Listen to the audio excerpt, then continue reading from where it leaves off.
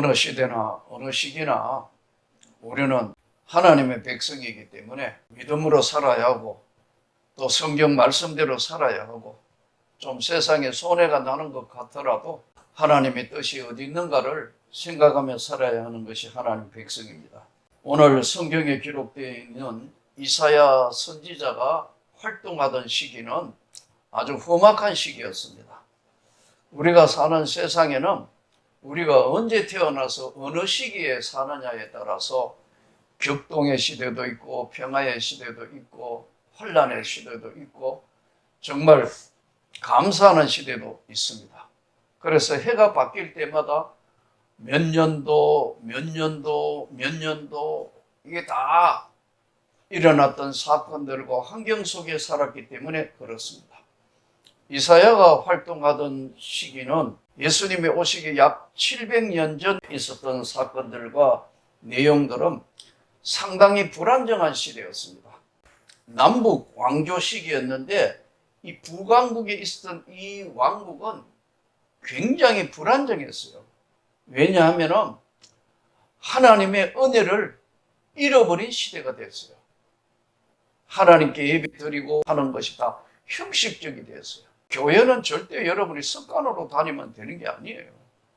한 주간 이 험한 세상에 살던 우리가 주님의 얼굴을 뵈러 왔습니다. 주님, 제가 여기 있습니다. 이렇게 돼야 되는데 교회가 혼란하거나 교회가 하나님의 나라의 가장 중요한 성경적인 믿음을 잃었을 때는 교회도 별반 세상과 다른 것이 없는 인간 집단이 되는 겁니다. 이사야가 살았던 시대가 바로 그런 시대였습니다. 그러다가 보니까 믿음이나 신앙은 형식적인 거예요. 하나님 앞에 당시에 번제, 소제, 속제제, 속건제, 화목제, 레위기에 나오는 5대 제사를 하나님 앞에 드리러 가는 것도 형식적으로 하는 거예요. 안 할 수는 없으니까. 마치 우리 주일이 또 돌아왔네 하는 거하고 똑같아요. 내가 제 동생을 전도를 했어요. 제 동생이 IBM에 근무했습니다. IBM 미국 회사잖아요. 거기에 특채가 돼서 높은 자리까지 올라갔습니다. 근데 이제 이사를 왔는데 하필 우리 사택 위에 대한민국 이 영토 넓은데 우리 사택 바로 위층에 이사를 왔어요. 제 동생은 믿음이 없습니다. 참 미션학교에 나왔는데 믿음이 없어요. 근데 우리 재수 씨가 아주 열심히 믿는 집사였어요. 그러니까 할 수 없이 어느 교회를 나가겠어요? 아니 형이 교회 담임 목사니까 저절로 등록을 했고 교회 하는데 제 동생은 재수 씨를 교회 앞에 실어주고 교회 안 오는 겁니다. 그래서 너 그러면 안 되지. 애들도 다 교회 나오고 하는데 교회 나오라고. 그랬더니 저는 형님 안 갈 겁니다 하더라고. 그래. 그래도 어리가 없잖아. 가족들을 실어주긴 했지만 안에 돌아가 앉아있으면 되잖냐. 그래 합의를 봐가지고 앉아있는 거예요. 찬송 다 열심히 부르는데 가끔 설교하다가 교회가 작지 않게 된 큰 교회에서 이렇게 시선을 보려면 눈 마주치는데 내 동생하고 마주치면 다 설교가 안 돼요. 저게 찬송을 왜 안 부르지? 저 표정이 왜 저렇지? 이러다가 보니 다 무슨 설교에 원고 다 외웠는데 잘 안 되는 겁니다, 여러분. 한 번도 입을 안 열어요. 기도에 제목이 생겼습니다. 그러다가 기분 나쁘면 안 오는 거죠. 싫으면 주고. 그래서 그래도 그러면 안 된다고. 제가 왜 나가야 됩니까? 이 이야기예요. 그래서 민방위 훈련하는 요랑하고 참석해라니까 민방위를 그렇게 자주 합니까? 할 말이 없잖아요. 그러던 어느 날 보니까 찬송을 막 따라해요. 또 내가 설교가 안 돼. 저기 찬송을 따라하네 생각하니까 다 뭘 설교해야 될 때를 잊어버렸어요. 시간이 많이 흘러서 나보고 그러더라고. 내가 은퇴할 쯤에 와서 형, 진짜 목사가 맞네. 형 삶을 보니까 진짜 목사가 맞아. 내 동생은 굉장히 이지적으로 모든 걸 봅니다. 지금까지도 세례 안 받았습니다. 나가는 것만 해도 형님 은혜인 줄 아세요. 자기가 나가고 은혜를 받아야 내가 나가준다고 생각했는데 얼마 전에 형하고 같이 동생하고 식사하며 했더니 지금도 생각 중이라더라고요. 진짜 믿을까 안 믿을까 지금도 생각 중이라더라고요. 그래서 내가 생각 고마하고 주 예수를 믿어라. 그래 하면 너와 내 집이 구원을 받으리라. 여러분 이거 참 마음으로 정말 주님을 영접한다는 게 그게 제 동생 같은 경우는 확실하게 한쪽만 넘어가면 진짜 믿는 애가 될 거라고. 근데 믿는다 하면서 안 믿는 것이 사는 사람이 얼마나 교인들 중에 많은지 몰라요. 이것을 세속화 형식적인 신앙이라 그래요. 이사야 시대가 그랬다는 거예요. 그러다가 보니까 도덕적으로 윤리적으로 너무나 부패한 사회예요. 제 동생은 책과 같은 사람입니다. 아침 출근 정확하게 하고 IBM 출석에도 정확하게 하고 최고 기술자에 해당하니까요. 지금도 은퇴하고 잠깐만 고쳐줘도 500만 원씩 받고 한다더라고요. 근데 야 나도 기술자 할 걸. 아이고. 근데도 정확합니다. 아내에게 진짜 잘합니다. 애들한테 진짜 잘합니다. 우리 어머니 말대로 하나도 버릴 것 없나. 아들 6에 딸 하나에 제가 그 위에 5째, 제 동생이 6째 아들입니다. 어머니 돌아가시기 전에 그러더라고. 끝으로 둘이 안 나왔으면 이 집에 큰일 날 뻔했다고. 하나는 목사 돼서 다 우리 가정이 복을 받았고, 내 동생은 그야말로 정확한 사람, 곁눈 한번 보지 않는 정확한 사람. 우리가 믿음을 가졌다면 삶도 똑같아야 합니다. 말은 믿음 이야기하고 뭐 기도 많이 하고 하는데 삶은 전혀 다른 삶은, 이게 바로 이사야 시대에 있었던 형식적이고 가짜 신앙들이라. 이게 만연하니까요 하나님이 그 사회가 불안한 거예요. 우리 사회는 어떤가요? 우리 사회도 요즘에 교회 여러 가지 상황과 사회 상황이 맞물려가 이념적인 예수를 믿는 사람이 있습니다. 반곡에만 치우친 예수를 믿는 사람이 있어요. 이는 아닙니다, 여러분. 성경적인 예수를 믿어야 하는 겁니다. 우리가 하나님의 나라, 저 높은 곳을 향하여 가는 삶은 이 땅의 삶이 하나님의 영광의 나라를 바라보고 사는 삶이에요. 시대를 등지거나 벗어날 수는 없습니다. 아프리카 땅에는 해방신학이라는 게 있습니다. 이 신부들이 만들어낸 겁니다. 이 사회를 엎어버리고 바로 해야 된다고 해방신학 해가지고 민중신학, 해방신학 지금도 있습니다, 여러분. 이는 사회화하자는 거거든요. 너무 지나친 이념 안 되는 거예요. 하나님의 나라의 말씀은 성경대로 믿고 성경대로 살아야 하는 겁니다. 또 국가적인, 지역적인 하나님의 나라를 주장하는 거. 국가가 그걸 막 하는 거 한번 보세요. 절대 권력은 반드시 절대 부패하게 되어 있습니다. 아니에요. 기독교는 로마의 핍박으로부터 시작된 제국의 종교가 되면서부터 기독교는 절대 권력을 가지면서부터 절대 부패한 거예요. 심령이 가난한 자는 복이 있다니 천국이 저희 것이다. 하나님의 나라는 우리가 삶이나 신앙이나 다 내어놓아도 조금도 거짓이 없는 완전한 사람, 완벽한 사람이 누가 있겠습니까? 그런 사람이 이 땅에 없습니다. 예수 외에는 없습니다.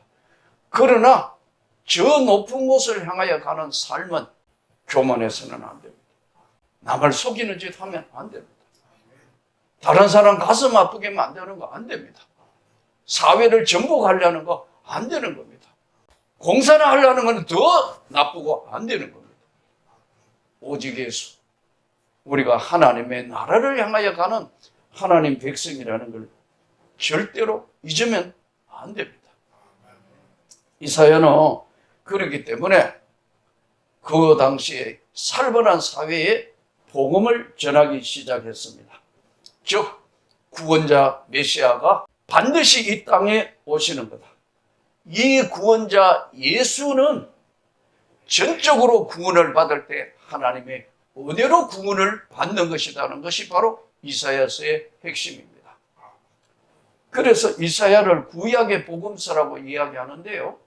이 이사야서의 가장 중요한 핵심 중에 하나는 66장이에요. 성경이 66권이잖아요. 구약 39권, 신약 27권이듯이 1장부터 39장은 율법과 여러 가지 상황을 맞물려서 너희가 하나님 백성이면서 이렇게 하면 되는 거야. 한마디로 그런 말씀이고, 27장 지내서 이제 신구약이 나누어지듯이 39장이 끝나면 40장 시작은요, 신약적인 복음이 시작되는 겁니다. 40장 1절, 너희 하나님이 이르시되 내 백성을 위로하라. 내가 너를 지었으며 창조하시니가 말씀하시니라. 내가 너희와 함께 하느니라. 내가 너와 함께 하느니라. 이러면서 예수의 말씀이 오시는 신약적인 세계관을 그려놓은 것이요, 40장부터 바로 66장까지 내용이 이사야서의 말씀입니다. 오늘 이사야는 우시야 왕이 죽던 해에 이렇게 성경에 기록되어 있습니다. 그런데 구약 배경사를 보면 우시야 왕이 죽던 해에 내가 본적 주께서 높이 들린 보좌에 앉으셨는데 그의 옷자락은 성전에 가득했다 그랬는데요. 우시야 왕의 친척이 누구냐 하면은 이사야 선지자입니다. 쉽게 하면 이사야는 어떤 사람이죠? 귀족이에요. 왕족과 친척이라고. 옛날에 조선시대 어떻게 됐죠? 왕족. 아무것도 없어도 썩어도 준치를 하더니 왕족이라. 대단했습니다, 여러분.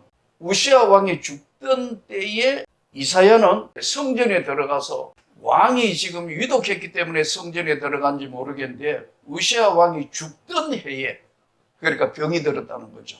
언제 죽을지 모른다는 거예요. 내가 본적 주께서 높이 들린 보좌에 있었는데 그의 옷자락은 성전에 가득하였고 서랍들이 모시고 섰는데 각기 6 날개가 있고 그 둘로는 자기 얼굴을 가리웠고 그 둘로는 자기 발을 가리웠고 그 둘로는 날며 서로 불러 이르되 거룩하다 거룩하다 거룩하다 만군의 여호와여 그의 영광이 온 땅에 충만하도다 하더라. 이게 무슨 말이냐 하면 성전에 들어가 기도를 하는데 하나님 나라의 환상을 본 거예요, 이사야가. 그러니까 왕이 죽는다? 가장 가까운 최고의 권력자 왕이 죽으면 자기가 지금까지 가지고 있던 기반이나 이런 것들이 다 무너질 판인데, 우시야 왕이 죽던 해라는 것은 문제가 심각한 상황이 됐기 때문에 성전에 들어가서 기도하다가 하늘나라의 환상을 본 거예요. 천사들, 서랍들, 하나님을 호위하고 있는 천사들을 봤는데 거룩하다, 거룩하다, 거룩하다. 인간과 하나님의 세계가 다른 것이 딱 한 가지입니다. 거기는 거룩한 나라예요. 죄 많은 인간이 그 나라 가기 위해는 죄 사함을 받아야 하기 때문에 예수님이 이 땅에 오셔서 우리 대신 십자가를 지셔서 죄 사함을 주신 겁니다. 여러분 죄 사함 받은 걸 믿습니까? 로마서 8장 1절은 확실하게 정리해서 말씀합니다. 누구든지 예수 안에 있는 자에게는 결코 정죄함이 없느니라.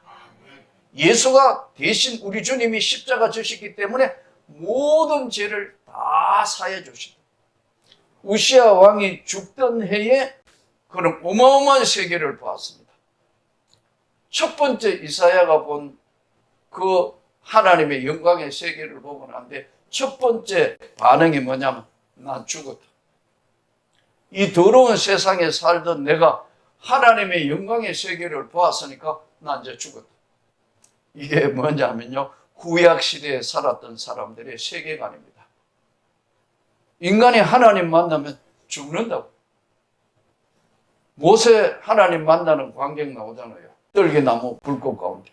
모세 반응이 뭐죠? 니십니까? 나는 여호와 스스로 있는 자예요. 구약시대에 살았던 하나님을 만난 사람은 다 아웃이에요. 다 죽는 거예요. 그렇기 때문에 화로다. 그때 내가 말하다 나여 망하게 되었도다. 나는 입술이 부정한 사람이요 나는 입술이 부정한 백성 중에 거주하면서 만군의 여호와신 왕을 배웠음이니라 하였더라. 망하거나 죽거나 한다는 거예요. 오늘날 신약의 시대 예수님이 십자가 지셔서 구원을 이루은 시대에 주님을 만나면 축복인 겁니다. 하나님을 만난 게 축복이에요. 재밌는 표현이 한번 보십시오. 이사야가 성전에 왜 갔죠? 하나님 만나려고 간 거 아니에요? 하나님께 기도하러 간 거 아니에요? 근데 왜 갑자기 그 세계 보니까 망하고 죽게 생겼다고? 왜 이런 반응이 일어나죠? 잘못된 세계관이 이렇게 무섭습니다. 그럼 신앙에 잘못 들어가면 가스라이팅 되면 이단되는 겁니다, 여러분. 조심해야 합니다. 성경대로 믿어야 합니다. 말씀대로 믿어야 되는 거예요. 변형시키거나 괴상한 게 너무 많아졌어요. 지금 우리 한국교회가 조심해야 합니다. 화로요, 나는 망하게 되었다. 죄인, 거룩한 하나님, 그리고 만나면 죽음. 아니에요. 신약 시대에 예수께서 오시자 성전 휘장이 위로부터 다 찢어지면서 우리가 은혜의 보좌 앞에 지금은 담대히 나가는 것입니다. 저와 여러분을 우리 주님이 오늘 또 지켜주시고 축복하시고 함께 하시는 오늘 성경 말씀대로 새로운 인생이 시작됐고 새로운 세계가 열렸고 새로운 하나님의 영광의 세계에 하나님 백성이 된 것입니다. 자, 여기서 구원받은 예수를 믿는 우리에게 오늘 이사야가 일으킨 첫 번째 반응을 보면서 뭐를 이야기하면 나는 입술이 부정한 곳에 사는 사람이다. 나는 입술이 부정한 사람이요. 나는 입술이 부정한 백성 중에 거주했다. 자, 첫째, 입술이 부정하다는 건 뭐예요? 우리가 범죄하는 첫 번째가 한 90%가요, 말로 범죄합니다. 이사야서 40장 1절에 하나님이 첫 번째 구약과 신약의 개념이 바뀌면서 내 백성을 위로하라 했잖아요. 첫 번째가 뭐냐 하니까요, 이게 우리가 세상 살면서 말로 범죄합니다. 여러분, 사람이 살다가 보면 부부싸움 안 해요? 여기 부부싸움 한 번도 안 해본 사람 있나요? 얼굴 표정이 왜 그래요? 누가 나보고 그러더라고. 목사님, 저는요 이제까지 한 번도 부부싸움 안 했어요. 그러길래 내가 이야, 거짓말 진짜 세게 한다. 내가 웃으면서 혀를 한번 내보라고 그랬다. 왜요? 하더라고. 정말 안 했어요 하니까 약간 했어요. 그래. 여러분, 이게 큰 죄든 적은 죄든 첫 번째 범하는 게 말로 범하는 죄입니다. 우리가 죄를 범하는 것을 세 가지로 두는데 생각과 말과 행동입니다. 첫 번째는 생각으로, 말은 그렇게 하면서 분노를 품고 있는 거. 분을 품지 말라. 해가 지도록 품지 마라. 마귀로 틈타지 못하게 하라.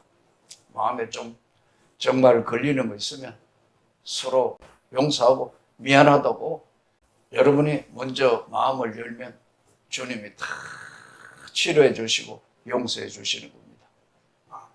그렇게 하기를 축복합니다.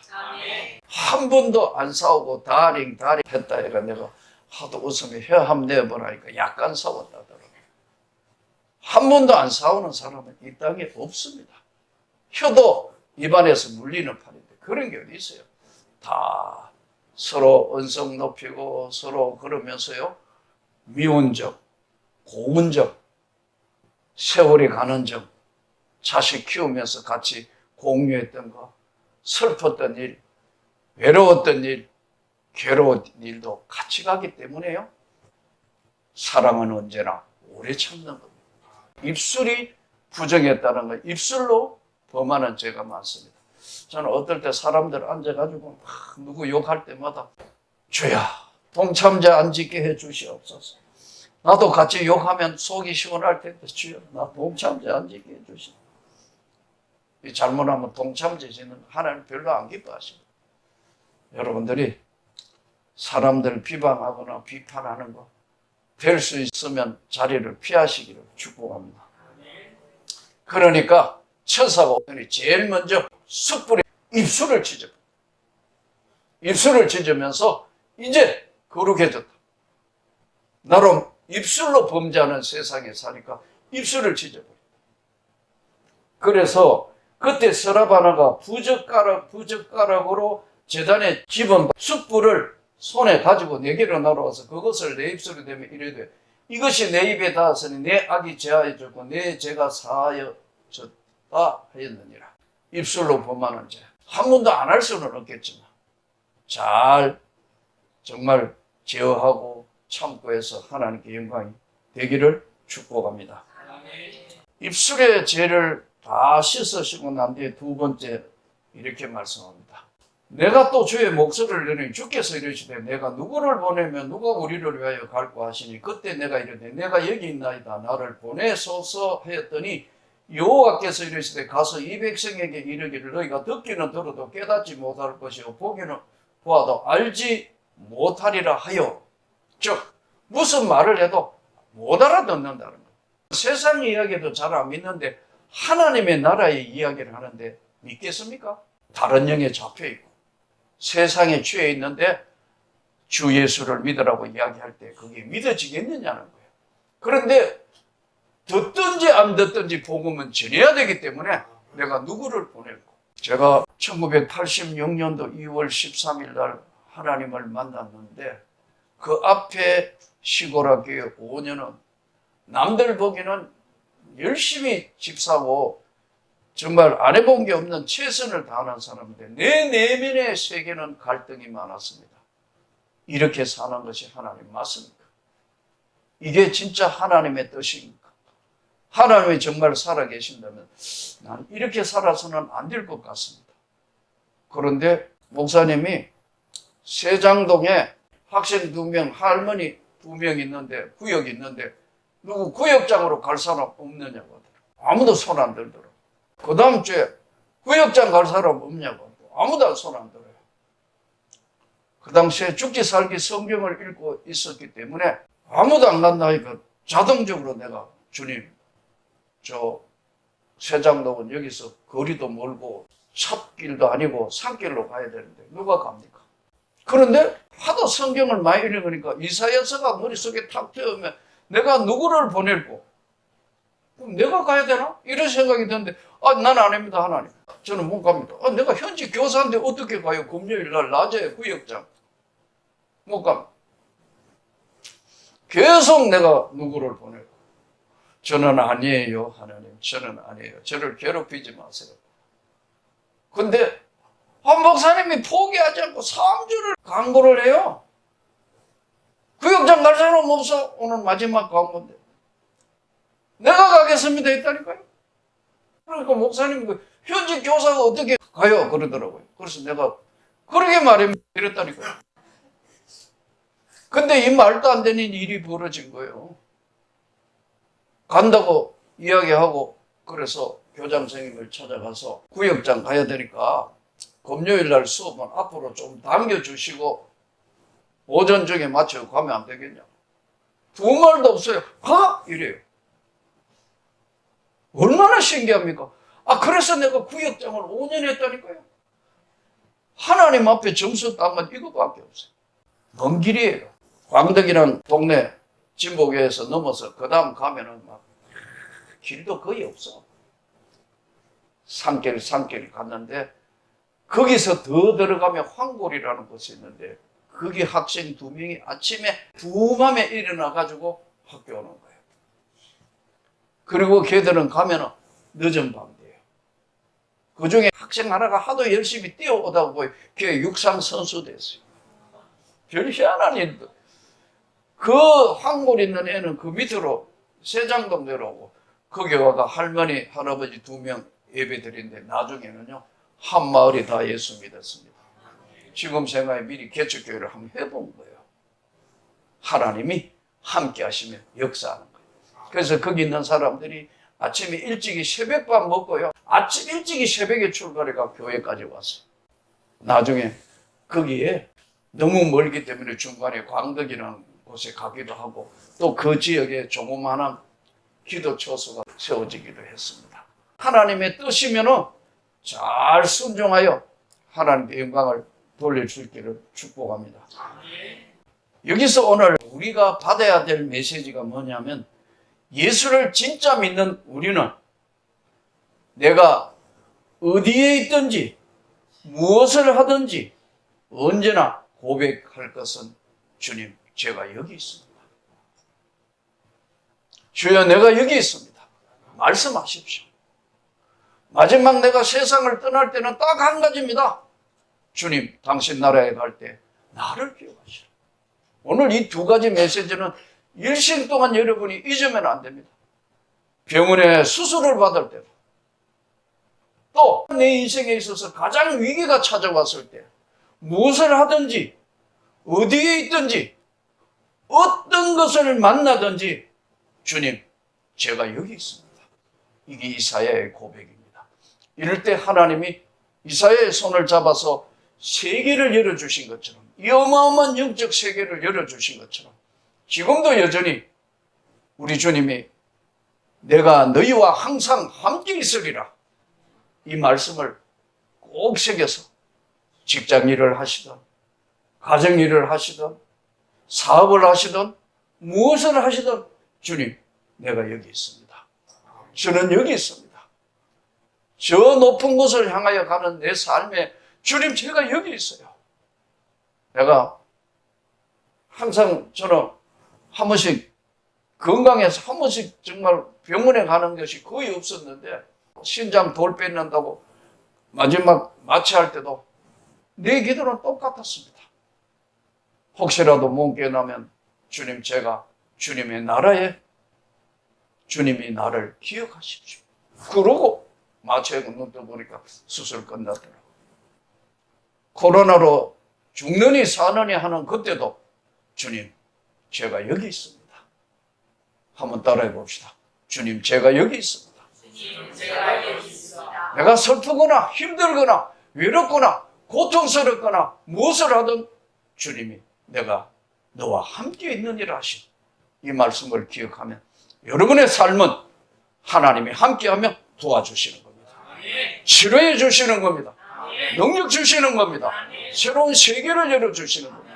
오늘 이사야에서의 우리가 배울 주님, 내가 여기 있습니다. 내가 여기 있습니다.